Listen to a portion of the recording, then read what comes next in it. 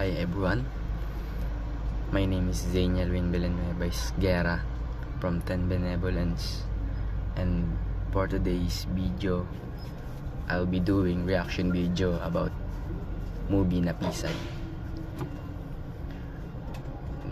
The movie Pisay is about the life of a student in Philippine Science High School. Pinapakita dito kung gaano kahirap maging isang student in science school. Lalo na dahil mataas ang expectation sa kanila. Hindi lang siya tungkol sa pagiging matalino, kundi pati rin sa struggles ng mga estudyante sa kanilang personal na buhay. While watching movie Pisay, I just noticed na it's very realistic talaga. It's like parang ano talaga siya sa totoong high school life. Kasi may mga sitwasyon na about love, pressure, struggle, self-doubt sa mga kanilang buhay, ganun. It's very relatable because even hindi ka mag-aral sa science school, ano mo talaga siya, parang yung mararanasan mo talaga siya kahit private, yung pressure at pagod sa pag-aaral talaga.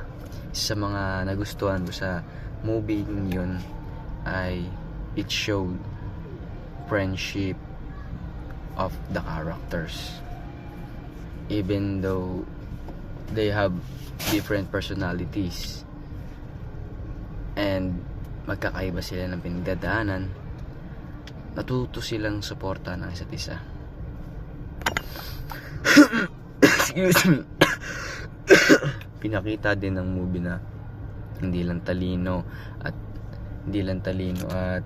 sipag ang kailangan dun. Kailangan mo rin ng support, kasi di naman talaga masaya ang high school life pag walang tropa, di buo yun. So kailangan mo rin ng suporta sa isa't isa. Pinakita rin doon na hindi lang talino talaga, kailangan mo ng hard work at determination para makaaral ka na maayos.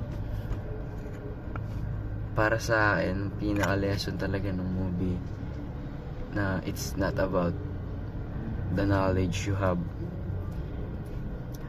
it's about the toughness and the determination that you have.